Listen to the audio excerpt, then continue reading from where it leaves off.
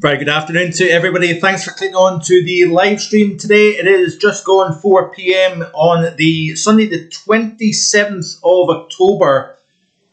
So, how's everybody doing? It is the 114th Global Weather and Climate Report live. It has been another busy week of weather across the planet. We are going to look into what has been going on with the tropics and other aspects as well. So we will, we'll get into the meat and bones of it. We'll also talk about the week leading up as well in terms of the weather pattern. There's been some rumours of cold potentially developing as we move into the Halloween early portions of November period. But we, as always, you know the script by now. Hit that like button and let myself on YouTube know that you're enjoying the content on the channel. We have Mark Kinnish, we have Paul James, we have Kirk Thorne, and we also have Kirk Thorne and Mark Kinnish as well. So a very good afternoon to everybody. Hope you're all well and enjoying your weekend. Cloudy skies here at Vogan Weather HQ this afternoon. Temperatures just a couple of days ago managed to get up to 16.3, so not too shabby for what was the 24th of October. The mild theme continues across many areas of the Northern Hemisphere at the moment. But as I've been saying for quite some time now, I think we're going to start to see changes taking place initially over the west and north portions of the Pacific, downstream into North America, the Atlantic, and then into Europe as well. We are starting to see a more amplified pattern, rather than being strong high pressure within the mid latitudes, low heights up towards the Arctic region. We're starting to change the overall equation as the Manjulian oscillation progresses eastwards. Also, good afternoon to Simon Davis as well. Hope you're enjoying your Sunday afternoon, my friend. Thanks for tuning in. The pattern, like I say, has been fairly mild. This is the latest of the CDAS 0.5 data from weatherbell.com, showing what has been a fairly mild October across the majority of the planet. And it'll be interesting to see what takes place as we move towards the month of November. Continuing to build the winter ideas as well.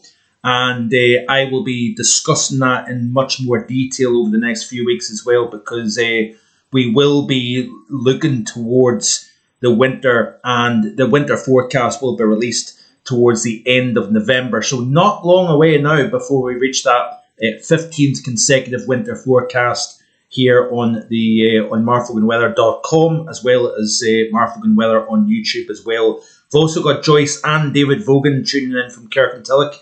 Good afternoon to yourselves. I know Mum wasn't particularly great feeling today, so I hope you're slowly but surely feeling a little bit better this afternoon, Mum. And and obviously likewise with Dad as well. Hope he's doing okay also. But a massive thank you to Paul James for moderating today's stream. I greatly appreciate your support, Paul, and hope yourself and your family are keeping well, my friend. But who have we got here? So we've got Simon saying good afternoon, everybody. Paul James, hi. Mark Kinnish. We've got Kirk Thorne, Joyce and David. Joyce says, hi Mark, hope you're well. Looking forward to this, says Mum. David says, hello Mark from Kirkintilloch. Almost dark, cold day, but dry. We've got also Paul Farwell also tuning in. Good afternoon to you, Paul.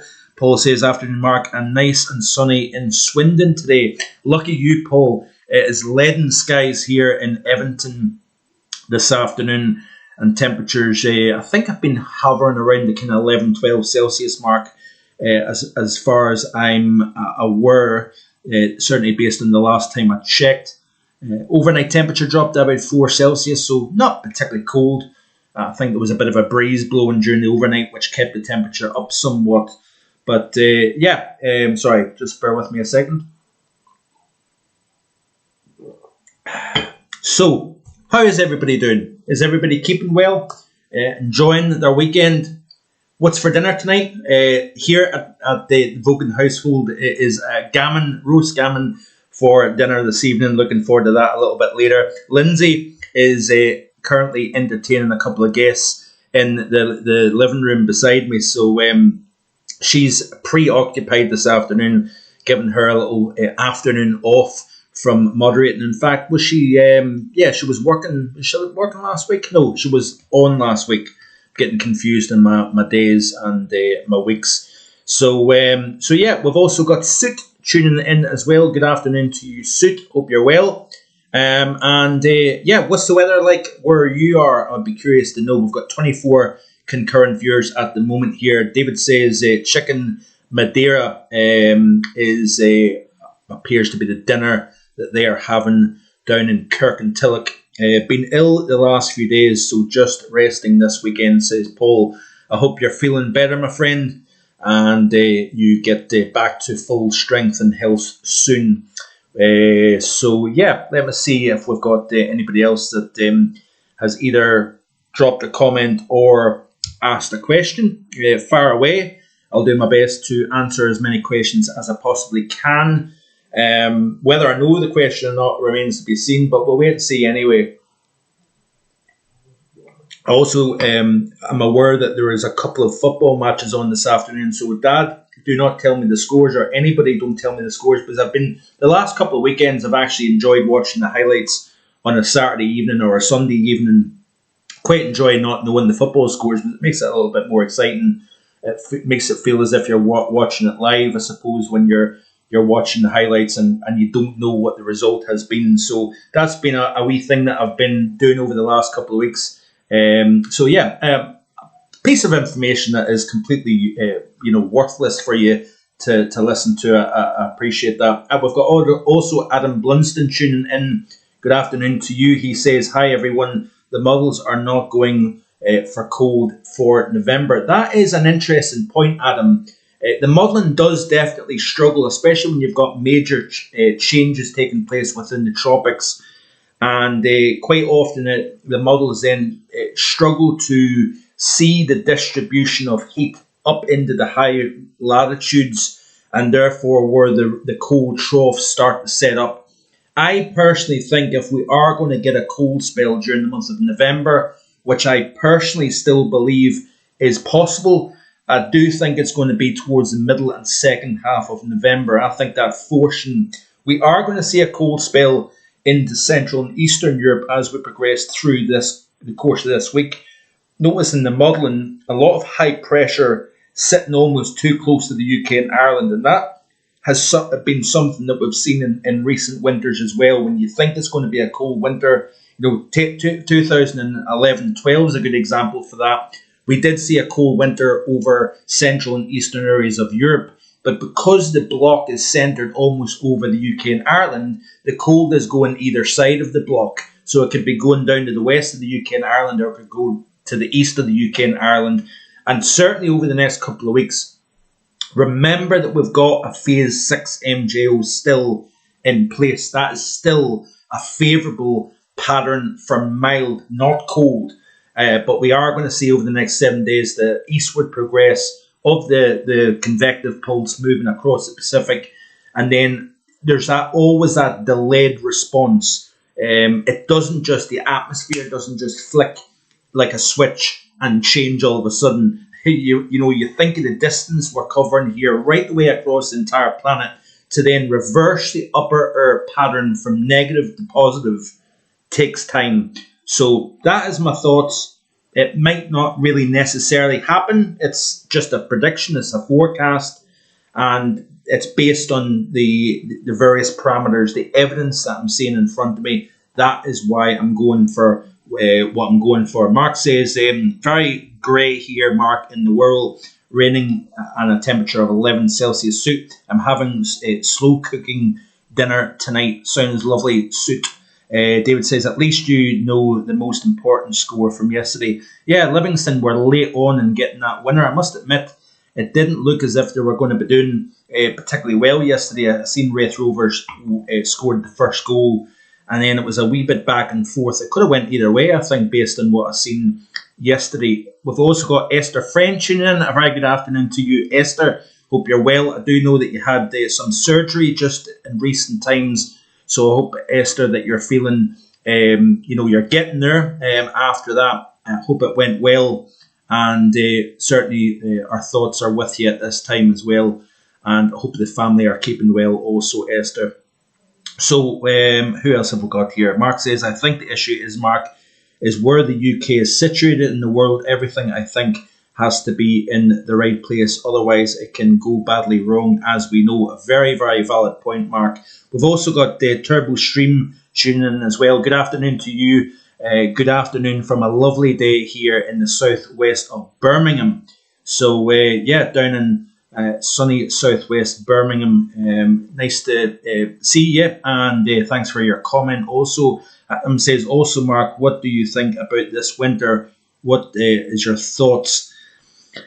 Well, I obviously don't want to give the entire thing away, but certainly, if I'm being quite honest with you, there is a part of me that's leaning kind of warmer than average for the winter as a whole, and I think a lot of things are going to be weighed towards where that cold pool within the Pacific sets up. If it gets that cold pool gets positioned closer to the date line over the Central Pacific, then that kind of could force the MJO to get stuck into the warm phases of 3, 4, and 5, and therefore you would probably expect to see a positive Arctic oscillation, North Atlantic oscillation, and also a stronger polar vortex in response to that as well. So I'm still working on the ideas, but at this very moment in time, I'm kind of leaning more towards mild, if I'm being honest with you, based on various things that I have seen. We've also got Tommy Hunt tuning in. Good afternoon to you, Tommy. He says, hi, Mark, and everyone in the chat. It's been a lovely day down here in Norfolk.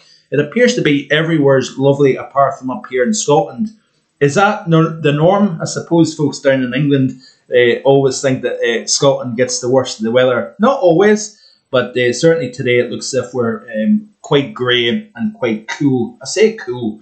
It's not overly cold, if I'm being honest, either. Right, that's my coffee done, so no more interruptions. So let me see who else we've got here. Turbo Stream also says, I'm hoping for a much drier winter than last year. Not too warm, but not too cold. I suppose that is a good way of looking at it. Turbo Stream. Mark says, Mark, when we have a cold winter like 0910, does the MJO get stuck in the cold phase? I think there's so many different teleconnections to look at. I suppose I sometimes have to remind myself not to weigh too much in on one particular teleconnection. In other words, the Mandrian oscillation. Like I said before, it worked out really well for a period of time last winter. Last autumn, we've seen cold spells, and it was when the MJO was in favourable cold spells of 7, 8, and 1. Then it rotated in phases 4 and 5. We've seen that during the second half of December last year. That then brought the mild weather across not just the UK, but also across North America and Asia as well. Then we've seen a rotation back into the cold phases, and lo and behold, the pattern did respond. The question mark is, once you start to see an El Nino grab a hold of the atmosphere above it, then that overrides any teleconnection, whether it be the PDO, the AMO, the Mandrian oscillation, etc., etc. Once you get a more dominant player, so in other words, the strong warmth that was seen over the central and east equatorial Pacific last year, took a while to get a grip of the atmosphere and then start to control things. But once that El Nino really took over, we then seen, the MJO kicked out of the playing field, and it overrid the pattern, and it just dominated, from the second half of January right the way through into the early portions of autumn. We even seen a sudden stratospheric warming that really had very little. In fact, we had multiple stratospheric warmings, I think 2 wind reversals within the 10 millibar level last year, and it did very, very little because I think the El Nino was the more dominant player, and it actually just dominated the whole thing. This year, we've got a weak La Nina developing. It is struggling. Part of the reasons for that is the MJO is rotating across the Pacific, so that's distorting the winds at the surface. You want to have strong easterly trade winds that allow that upwelling of cold water from deep below the surface up to the surface. But at the moment, we're seeing it struggle because the MJO isn't in a favourable phase for stronger easterly trades. So that is the kind of quick and dirty explanation as to why things are happening the way they are. The La Nina has definitely been overcooked when it comes to the long range models.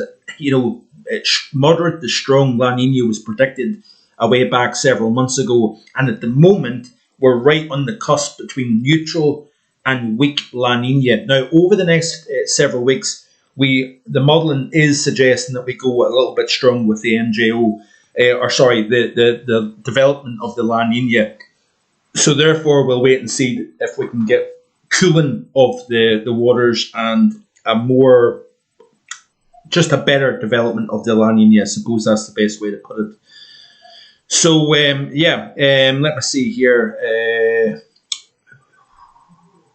So we've got my friend in Shots gets the opposite weather to me. If it's raining here, it's sunny there, and vice versa, says Turbo Stream. Interesting point. Down in Shots in the Central Belt. Whereabouts, Turbo Stream, are you from? I would be curious to know. You probably already said it, but I've missed it or I've forgotten. We've got 27 concurrent viewers. Let myself and YouTube know that you're enjoying the content here in the channel. We've got Sync Splint just tuning in as well. A very good afternoon to you, Sync. Hope you're having a good weekend, and thanks for moderating also. So let me see here. Right, let's crack on. Let's have a quick look at the temperature anomalies around the planet for the first 27 days of October. We're very quickly approaching the final meteorological month, which is of autumn, that is. So amazing to think actually that we are almost into November. You know, the chat about Christmas is going to start to get louder and louder, which is, I don't know about you, but that's the last thing I want to think about at the moment is Christmas. But we've also got Chris Clifford tuning in. A very good afternoon to you, Chris. Hope you're well, my friend. So this is the temperature anomalies through Sunday, the 27th of October. And you can see here, like I say, a fairly mild month across the majority of the planet. We have got pockets of colder than average, but they are few and far between compared to the warmth. Look at up across the north of North America. We've got a very, very warm anomaly up here. We've seen record-breaking warm temperatures in recent times. In fact, let's actually pull up the what the records are for the current period. Have we got anything of interest? This is what we're looking at. So notice here that we don't have much in the way of cold anomalies across the planet, with the exceptions of this lonely station of Da Nang in Vietnam, where the near daily record low of 21 Celsius was achieved. Imagine you had a record low of 21 Celsius or 70 degrees Fahrenheit. Pretty crazy stuff in it, but then it is the tropics, so there is no surprise there. But we do have some areas of warmer record or near record warm conditions across parts of northern South America, parts of equatorial Africa, Eastern Caribbean. One spot here, Crestview in Florida, a near daily record high of 29.4 Celsius or 84.9 degrees Fahrenheit. We've got a few spots here in Europe, up into Scandinavia as well, that has record-breaking warm temperatures at the moment here, or near record. So this is a close-up view of Europe, as you can see here. So back to the temperature anomalies. We've got 33 concurrent viewers at the moment. A massive thank you for everybody tuning in to the 114th edition of the Global Weather and Climate Report. We've got cloudy skies here, but elsewhere across the UK we do have sunshine to speak about. And continue to drop your comments in. It would be good to hear from you. Ask a question. I'll do my best to answer that question. This is looking at Europe, or Asia, sorry. And you can see here that we've got that continued cooler than average pocket over southwestern China, eastern Mongolia, southern portions of Russia. We've got a large-ish area of eastern Russia that is actually averaged to slightly below, even some pockets where it's considerably below. In fact, we're pushing minus 40 Celsius as we start to increase that snow cover across Siberia. I believe it was a 10-year high for mid-October back a few days ago, and yeah, as we continue to see that snowpack increase, we're going to see the cold increase along with it too. But you can see here quite large areas of warmer than average across Asia. Let's skip over to Africa and see that we've got cooler than average across eastern Libya and Egypt. We've also got some quite cold or cool anomalies where it's been quite significant flooding parts of Oman. That being said, it is warmer than average in Oman, but generally we've had some significant flooding across parts of the Middle East, not just in the last week, but actually for several months now. We've had significant flooding in this part of the world, which is somewhat unusual to see. But you can see here parts of the northern Arabian Peninsula. We've got below average conditions. Iraq, into Syria, Jordan, Israel, seeing a slightly below average October. Then we've got the equatorial portions of Africa, slightly below average. A few areas that are above average down across south central and southeastern portions of the continent. We've got below average. Madagascar kind of split between a warmer than average north versus a colder than average south. Let's have a look at Europe and see what it's showing here. So we're starting to see what was a cold first half to October and a warmer second half. We're starting to see that anomaly changing from below to now leaning towards above average conditions, and with milder conditions this upcoming week. And through the final days of October, we're likely to see a slightly warmer than average October. Have to hold my hand up and say that I did go for a cold, wet October. That does not look to be the case. We did see quite a significant reversal in the Arctic Oscillation, North Atlantic Oscillation during this month, as well as that MJO rotated out of the cold phases back into the warm phases once again. And Europe as a whole is running above average. Looking at North America here, we do have a significant anomaly across particularly the far north of the continent here. The majority of the north, central, west United States is warmer than average. We've got slightly below average across most of British Columbia, with the exception to the southeast, up into the Yukon, and also southeast Alaska is slightly below average. The southeast and the east interior also below average, but the majority of North America is largely warmer than average. Looking at South America as a continent, you can see here there's very few places that are below average on that chart. And looking down under at Australia and New Zealand, you can see here that we've got the east coast here is slightly below average, but generally speaking, we are now getting into the heat season across Australia, so therefore there's no surprise that we're going to be seeing temperatures continuing to rise as we move into the summer season down under. In New Zealand, warmer than average also. So let's have a look and see. This is the upcoming 5 days of the GFS ensemble for Europe. And there's that blocking area of high pressure that we seen back in early September. Remember when we seen the flash flooding across parts of southern Europe, east of Europe? We had a strong block under above. We had cut off lows that were trapped underneath that ridge, and therefore you get extreme rainfall events. I think we're seeing another extreme rainfall event unfold across parts of Iberia due to the position of that block to the north, traps that low in place. And when it doesn't go anywhere, you see the rains continue, and that has been the story for quite some time recently. We've had some very extreme rainfall events, not one but two across parts of southeastern France over the high ground. We've seen 860 millimeters of rainfall within a 48-hour period. We also seen some incredible rains across parts of southern France. I think over the last 24 hours, we've seen a couple of records fall due to storms that got stuck over a given area for a prolonged period of time. So we've seen more extreme rains in parts of southeastern France. But like I said, this is the upcoming 5 days of the GFS ensemble. Looking at the rain anomalies over the next 7 days, they look like this here. So just bear with me a second and I'll show you that. So we are looking at a very dry UK and Ireland here through the next week. So this takes us out to the 3rd of November. And I suppose it's really good news because we've seen so much rain in recent times. It's actually quite nice to see that. You notice here the majority of the continent is actually drier than average between now and the 3rd of November. But notice here the one standout with that trough and low stuck over Iberia. We've got a significant rainfall anomaly over the next 7 days across central and eastern Spain. Notice here along the east coast here, we've got very significant anomalies compared to average.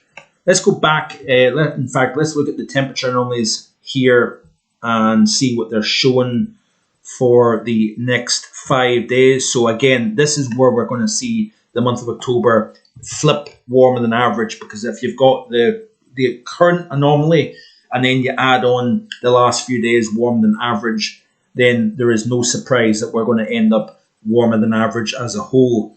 But looking here at the day 6 to 10, you can see here that we're easing that warmth, and then the 11 to 15 day, we are seeing the temperature anomaly look like this here. Is it going to load for me? It was still holding warmer than average. This takes us out to the 11th of November, which is interesting. Central and Eastern Europe, notice here that we're getting colder than average, but it's because of the persistence in that block across western areas of Europe here.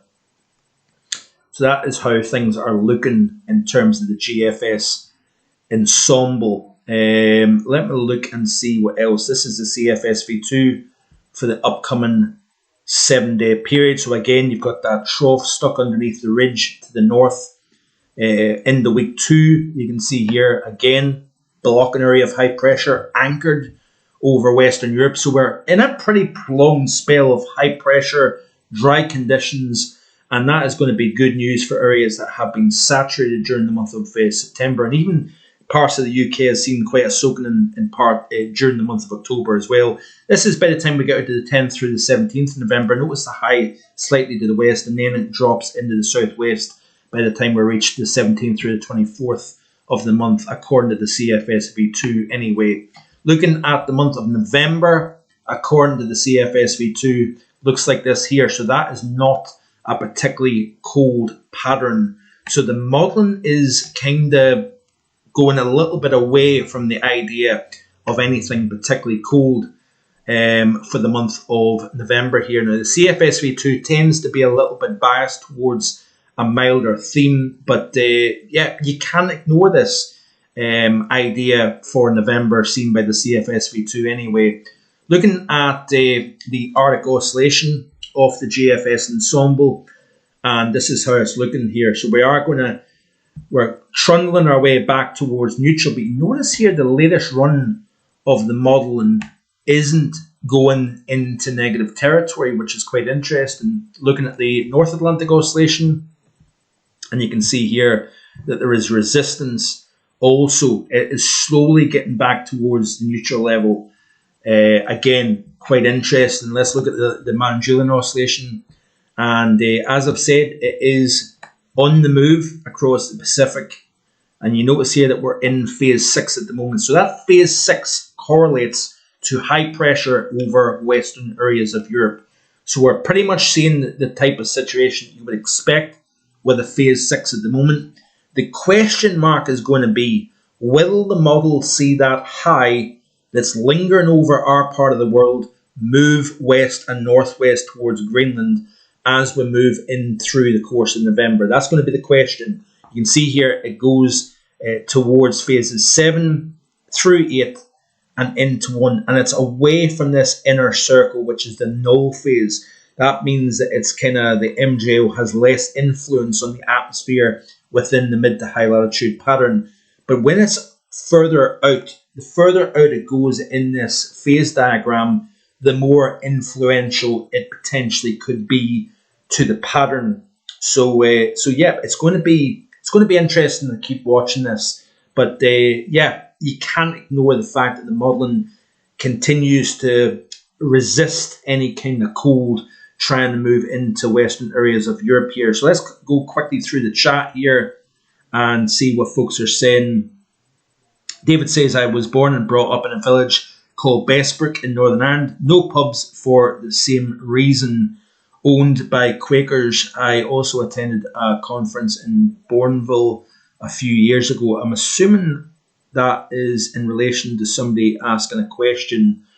I'm not so sure, but Chris Clifford says, I remember the Burns Night Storm of 1990.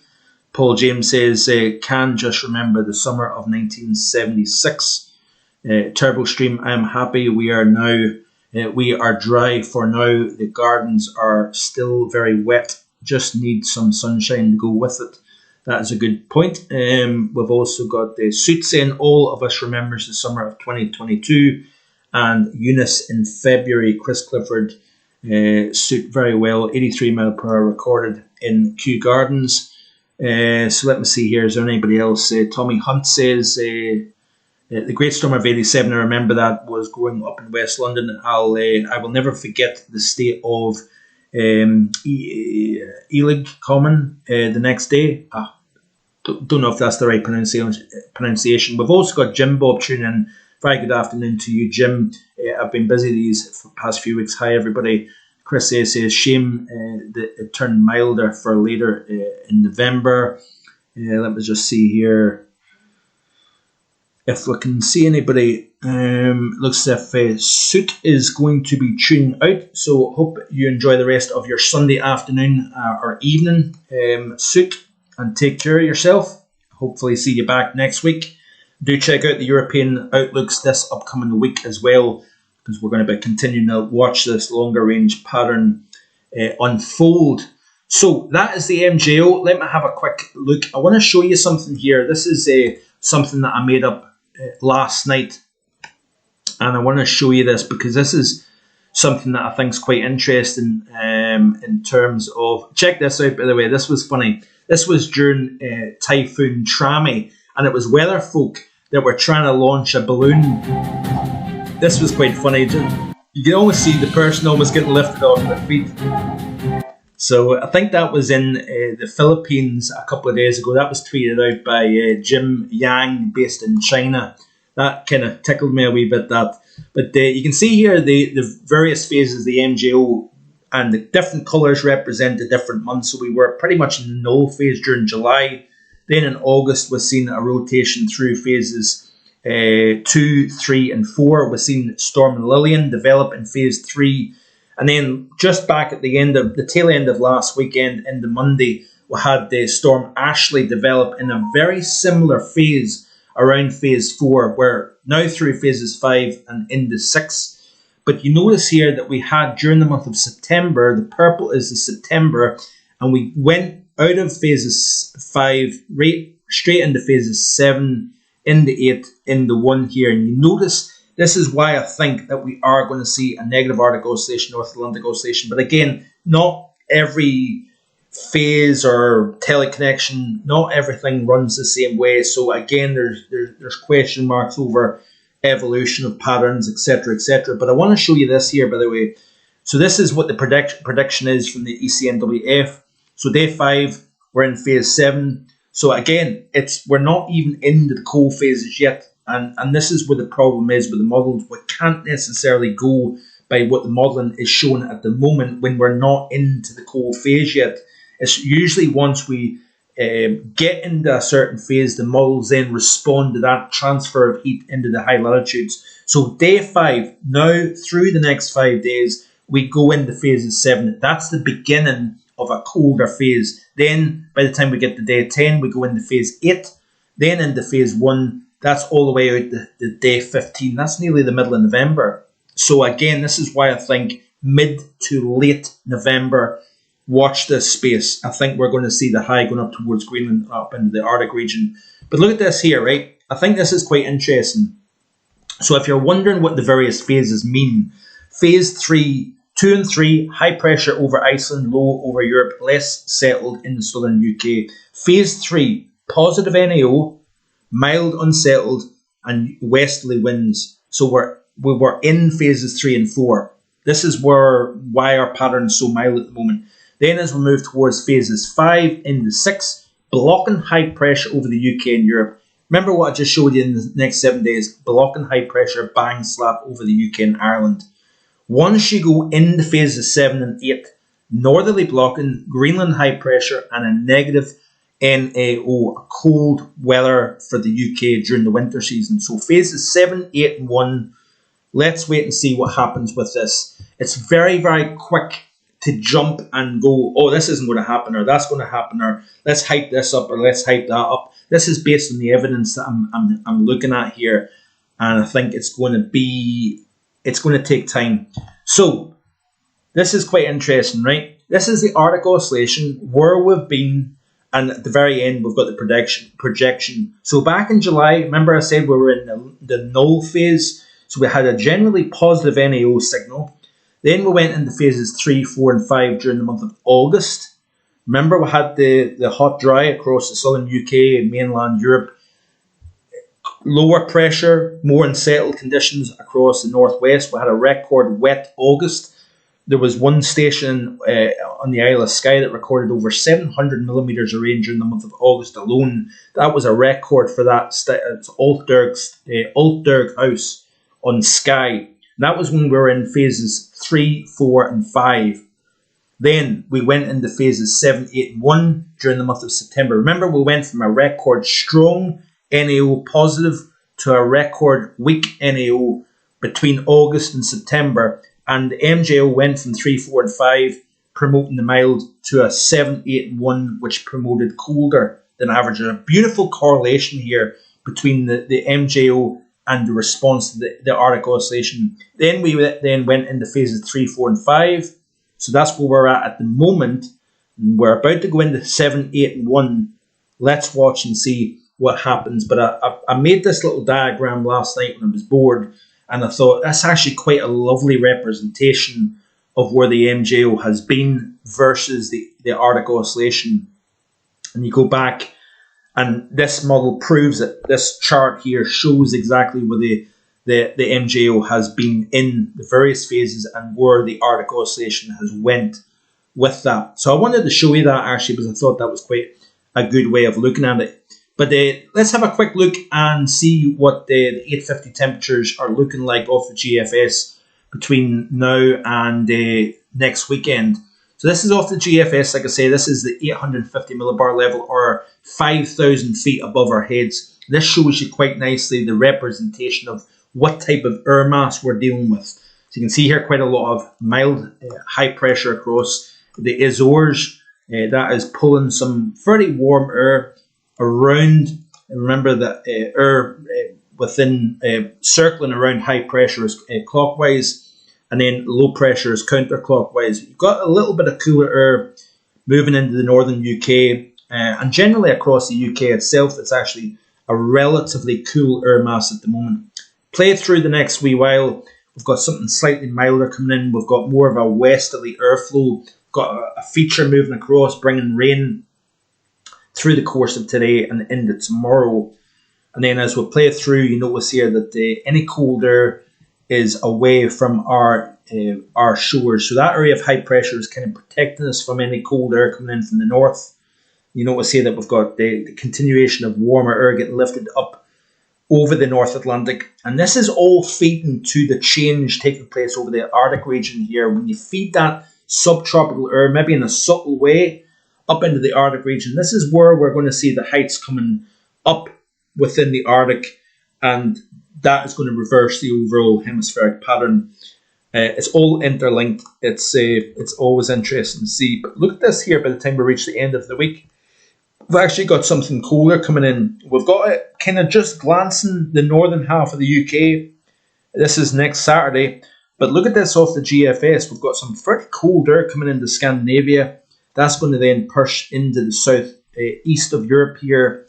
And remember what we seen a few days ago. We had the blizzard conditions, big snow drifts across the eastern plateaus of Turkey back a few days ago. And this could be a significant wave of cold air coming in to the far east, central and eastern Europe here. Looks as if it's going to turn colder as we progress through this week and into next weekend here. But still, that high pressure over the UK and Ireland continues to protect us from anything particularly cold. Notice here we've got more glancing blows clipping the northern UK. We've got another surge of cold air coming into Central and Eastern Europe here. And quite honestly, what I think is going to happen as we move through the next 14 days, we're going to see these lobes of Arctic air getting driven south. And what I think is going to happen is that high that's anchored over us at the moment is going to just shift further and further west. And I think what we are going to eventually start to see is these lobes of Arctic air, polar air, getting driven south, but further west. So once you've got, with the high pressure bang slap over the UK and Ireland, we're not going to get any cold air. But if you shift that just further west and northwest, you then have northerly flow, but also maybe easterly flow as well. And I think as the pattern changes, we're going to see that taking place. Looking at the overview chart here of the GFS, this is the current situation. So we're turning our winds more in a westerly flow compared to southerly. So a little subtle drop in temperature today compared to recent days. We've got a system moving in, bringing a lot of cloud cover, outbreaks of rain, some of it heavy. Then as we move towards the middle portions of the week, notice here we've got a very slack airflow across the UK and Ireland, so not an awful lot of wind to speak about. But with a slightly warmer 850 level, we're going to see the temperatures respond. So a little bit cooler today, but it should be warmer by the time we reach Monday and Tuesday of this upcoming work week. We're going to see the temperatures coming up slightly above average for the time of the year, because this air is getting run around this Azores high, around the top and into the UK and Ireland. So we're dragging our air in from a subtropical source, if you notice here, and play through the GFS. We're kind of in a bit of a kind of lull, a kind of no man's land in terms of weather. Not a whole lot going on at the moment here, so a little bit monotonous from a weather interest point of view, but the pretty strong area of high pressure. There's your phase 6 MJO written all over that map, by the way. So that continues. We've got some glancing blows. We've got a little feature here, a frontal system, cold front, dragging south. All it takes is that high. This is for Friday the 1st of November, by the way. All it takes is that high to be just a couple of hundred miles west of the UK and Ireland, and this here cold air mass would be coming down over the UK and Ireland. So watch this space. Will this high get shoved just a little bit to the west, allowing some colder air to move in from the north? That is going to be something that bears watching. We've also got City Andy tuning in as well. Good afternoon to you, Andy. Hope you're well, my friend. And thanks for tuning in, Andy. I hope yourself and your family are keeping well, my friend. So look at this here. 973 millibar low. Moving into Scandinavia, we're going to see the snows start to become a little bit more widespread. Let's have a look at snow depth actually off the GFS, and look at this here for Scandinavia. Look at Iceland. So it's been pretty interesting weather up across Iceland. Stormy weather. We had a record minus 18 Celsius back a week or so ago in Iceland. Very cold for the time of the year, by the way. Remember, we're only in October, and it's so easy to kind of base things on what's going on at the moment here. But yeah, you can see the snow cover really starting to pile up, especially over the high ground of Norway here, parts of Sweden, across Finland. A good snow cover starting to build up here as well, if you notice. Continue to play through this. Is it going to expand even further, especially as we move towards the late week? This is taking us out to Friday the 8th of November. Notice here a lack of snow across western areas of Europe because we're protected by that high. So let me have a quick look and see what else I can show you here. With regards to the tropics, this is how things are looking. So we had Nadine. I spoke about this last Sunday on the live stream, that it moved in as a pretty much just a rainmaker across Central America, dissipated, moved in to the East Pacific, redeveloped as Christy, and became a Cat 5 hurricane in the East Pacific. So the ghost of Nadine then re-established over the East Pacific and became a Cat 5 hurricane. Now, remember I spoke about Oscar that made landfall in eastern Cuba? That actually was the smallest hurricane on record, according to some sources, when it affected eastern Cuba. You know, the hurricane force winds only extended 5 miles out from the centre, which is pretty amazing actually when you think about it. Gale force winds, I think, were only about 30 miles away from the centre. So we've got an invest area here to the south of what is now Tropical Storm Christie. Notice the Atlantic is quiet. If you watched the Tropical Outlook last night, I discussed the fact that over the next 7 days, the National Hurricane Centre have no threat for the Atlantic Basin, which is good news. Still got a lot of subsidence, but I expect to see over the next couple of weeks a threat returning, especially the Western Atlantic Basin, warmer than average sea surface temperatures, a more conducive environment. Wouldn't be surprised if we got another few named storms before this season is all done. We've got the remnants of tropical cyclone Trami, still a tropical storm, was a typhoon, hammered the Philippines, producing record flooding here. But also, remember that video that I showed you? It was the guy almost getting lifted off his feet. That was Trami in the Philippines, now moving ashore in northern Vietnam. And then we've also got the Kongray tropical storm that's moving towards the northern Philippines at this moment in time. So let's have a look at disaster news and see what the flooding is happening around the planet at the moment. So this is in Makkah in Saudi Arabia. Heavy rainfall. Like I say, there's been an incredible amount of flash flood events in parts of the Middle East in recent times. Actually, it's Oman, Saudi Arabia, other parts of the world, and other parts of this region. In fact, seeing it. This was the effects of Trami that affected the Philippines in the last couple of days. So major flooding, as you can see here.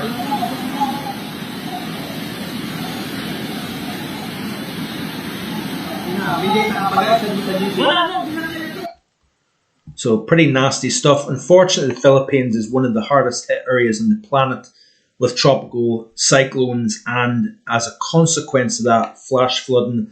They're unfortunately all too used to it in that nation within the West Pacific here. This was the scene in Uruguay, by the way.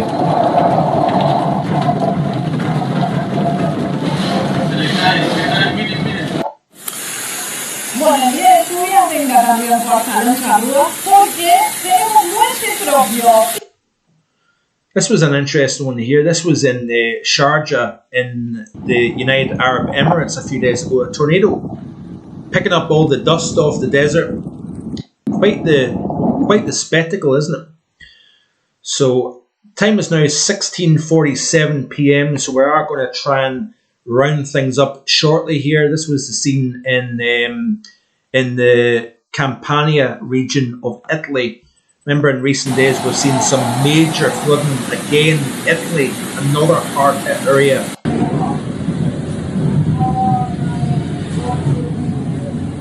And again, this is a consequence of having high pressure Central and Northern Europe. Areas of low pressure become trapped underneath these blocks, and you see these extreme rainfall events as a result. Roswell in New Mexico, a typically dry part of the southwestern United States, we've seen a record-breaking rain event. I think it was last weekend, at the beginning of the work week just gone. This is Bologna, back on the 20th of October here. Let me see if there's anything else to show. This was an amazing scene. This is in eastern Turkey, and some Arctic air getting driven south into the far east of Turkey. This is the high plateaus of the East Black Sea, and we had snow drifts up to waist deep, bitterly cold conditions, midwinter conditions. This can be a very, very cold place in the winter time, but the impressive stuff. Look at this here.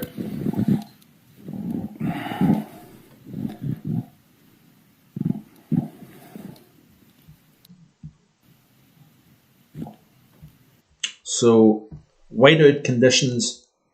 We expect to see more of that coming up in far eastern Europe. This was a scene here, amazing stuff. This is a bridge within this town or city in Italy, and it looks like a waterfall coming off the road down the sides of the bridge. Incredible scenes, actually, isn't it? So let me see if there's anything else that I can show before we round things up. So let me just see here.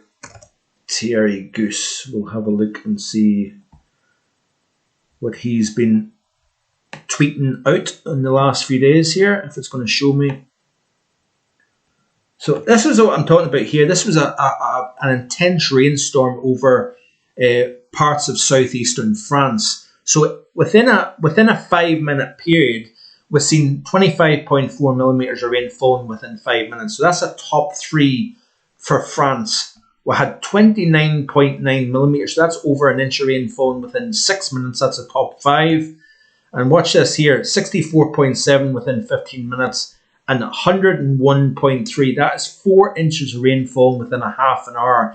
That is a new French record for most rain within a half-hour period, over 4 inches fallen in France. I just wanted to show you that because that was quite impressive stuff. We just seem to be, in recent months, seeing some incredible rainfall rates. And that is separate, by the way, to the over 800 inches of rain that was seen fall in southeastern France back a week or so ago.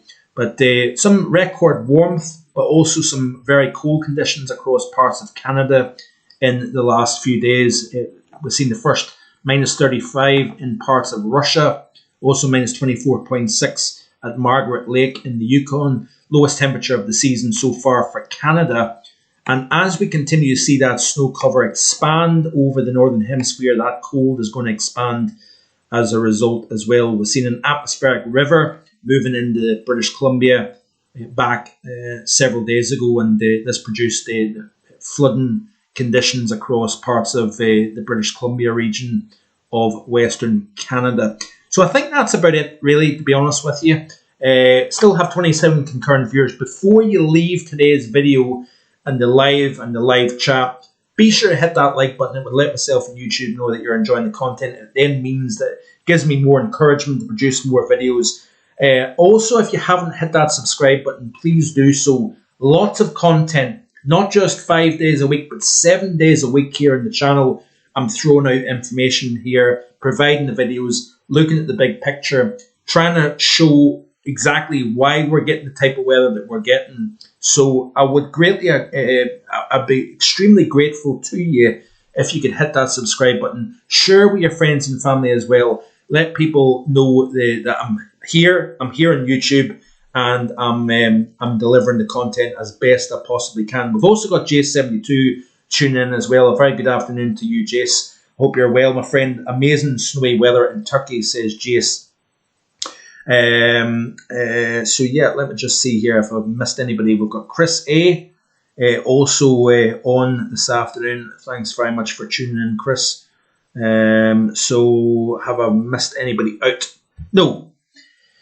So massive thank you as always to Paul James and Sing Splint for moderating today's stream, and hope you enjoy the rest of your Sunday, your weekend, what's left of it. Enjoy your Sunday dinner if you happen to have a roast cooking in the oven. I believe Gavin's cancelled today's live stream according to Paul James. So just to let everybody know that Gavin won't be streaming this evening. Just to let everybody know, hope Gavin is doing well. Anybody who, I don't know, I wonder if he's got a migraine. That might be the case. I hope he's feeling better soon. So anyway, that's it. Thanks very much to everybody for tuning in today. I will be back, I believe, at the usual time next Sunday. It'll either be 4 p.m. or 7:30. I can't remember what Lindsay's shift pattern is. Usually when she's working late, I do it at 7:30. But if she's working in the morning time or off, it always usually is 4 p.m. But it's getting dark here. It's incredible how quickly now the nights are drawing in. Obviously, the clocks changed last night as well. So, we're getting closer to winter. Enjoy the rest of your weekend. Do check out the European outlooks. They'll be available between Monday and Friday this upcoming week. We will also discuss a little bit more about winter. So, like I said, before you leave, hit that like button. And if you haven't already done so, hit the subscribe button as well. Thanks for watching, everybody. Enjoy the rest of your Sunday. Bye-bye.